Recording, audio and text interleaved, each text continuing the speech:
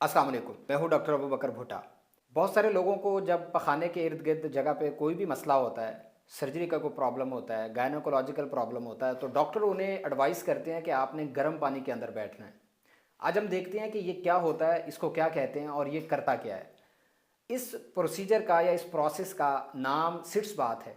ये सबसे पहले अमेरिका में 1859 के अंदर यूज़ किया गया। उसके बाद इसकी शक्लें तब्दील होती रहीं। ये इसको बाथ टब के ज़रिए लोग लेते थे पहले। फिर वहाँ से डॉक्टर्स ने इसको एडवाइस करना शुरू किया और आज बहुत सारे डॉक्टर्स, ख़ास तौर पे सर्जन्स, इसको यूज़ करते हैं। अब ये कौन सी बीमारियों में इस्तेमाल होता है?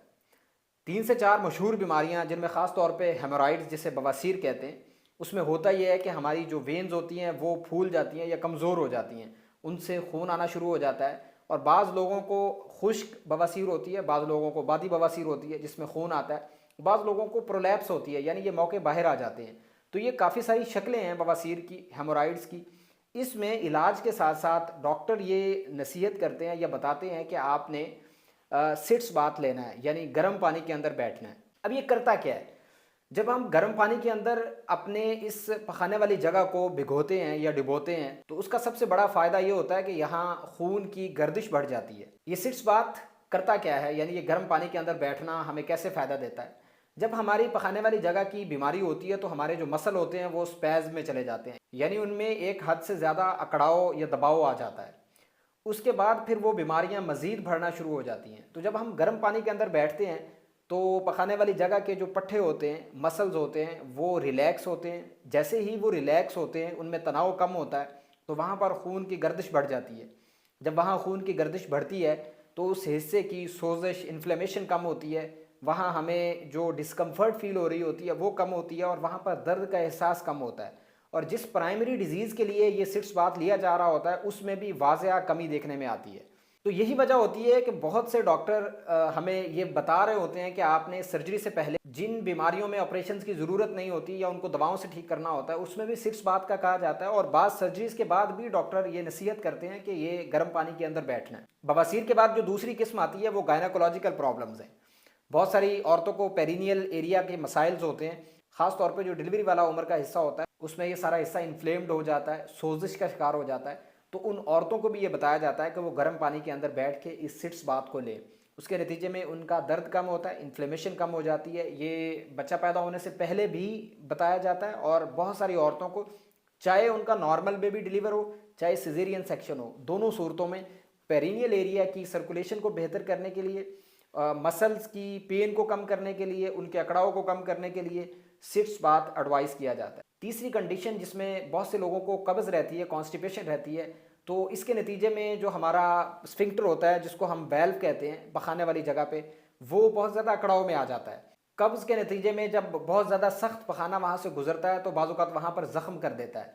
तो वो ज़ख्म कभी भी ठीक नहीं होते अगर उनकी सफाई का ख्याल ना रखा जाए। तो वहाँ पर ये सिट्स बाथ बहुत ज़्यादा अहम है, क्योंकि ये 2 टाइम सुबह शाम सिट्स बाथ जब लिया जाता है तो उस हिस्से की सफाई रहती है और वो ज़ख़म बंद होना शुरू हो जाता है, भरना शुरू हो जाता है।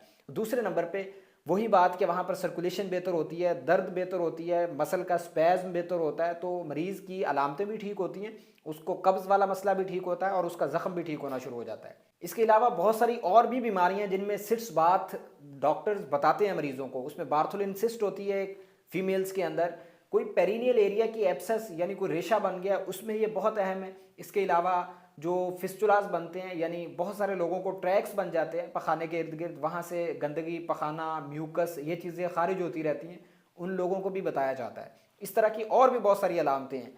अब सिट्स बाथ बहुत अहम है ख़ास तौर पे इन मरीज़ों के अंदर, क्योंकि ये हमारा जो हिस्सा जिस्म का होता है ये गंदा होता है, यहाँ पखाना होता है, यहाँ जरासीम होते हैं, तो ये हर वक्त डर्टी रहता है। यहाँ के जरासीम भरने में बहुत ज़्यादा वक्त लगता है और इस हिस्से की सफाई का ख्याल रखना भी एक चैलेंजिंग सिचुएशन होती है। तो उस कंडीशन में सिट्स बाथ लोगों को बताया जाता है। इसमें मैं बता देता हूँ कि प्रिंसिपल क्या होता है। इसमें हम 3 से 4 इंच तक पानी ले लेते हैं। आम तौर पर जो हमारे यहाँ यूज़ किया जाता है, आप लोगों ने भी ज़िंदगी में इसका तजर्बा किया होगा, वो हम टब में या किसी बाल्टी में वो ले लेते हैं और उसके अंदर बैठ जाते हैं। लेकिन इसकी एक स्पेशल किट भी आती है, कमोड के ऊपर उसको रख लिया जाता है और उसको पहले भी फिल किया जा सकता है। तो आप उसमें 3 से 4 इंच तक पानी का लेवल कर लेते हैं और उस वार्म वाटर के अंदर पेरिनियल एरिया को आप डिप कर लेते हैं। आपने 15 से 20 मिनट इसके अंदर बैठना है اور آپ کے پانی کا جو ٹمپریچر ہونا چاہیے وہ 104 فارنہائٹ ہونا چاہیے. یہ ایک آئیڈیل ٹمپریچر ہے. ٹمپریچر آپ کا بہت زیادہ ہاٹ نہیں ہونا چاہیے, اس کو پہلے آپ نے میک شیور کرنا ہے کہ وہ مناسب ہو, ورنہ ادروائز یہ ہو سکتا ہے کہ آپ کی سکن جل سکتی ہے, برن ہو سکتے ہیں. تو اس میں آپ نے 15 سے 20 منٹ بیٹھنا ہے. اس میں کوشش کریں کہ کچھ بھی نہ ڈالیں انٹل انلیس کہ آپ کا ڈاکٹر کوئی آپ کو ایڈوائس کرتا ہے, اس میں آپ کو پائیوڈین ڈالنے کا بتاتا ہے, نمک ڈالنے کا بتاتا ہے, یا اس میں ڈیٹول ڈالنے کا بتاتا ہے. یہ آپ کے ڈاکٹر کی مشورے کے مطابق آپ اس میں کسی بھی چیز کا اضافہ کر سکتے ہیں. ادروائز صرف گرم پانی ہی آپ کی جو علامتوں کو 70% تک ٹھیک کر دے گا. آپ نے 15 سے 20 منٹ بیٹھنے کے بعد اٹھنا ہے, ٹاول سے اس سارے حصے کو صاف کرنا ہے, اور کوشش کرنی ہے کہ آپ نے اس حصے کو رگڑنا نہیں ہے, ورنہ ہو سکتا ہے کہ آپ کی سکن زیادہ متاثر ہو جائے.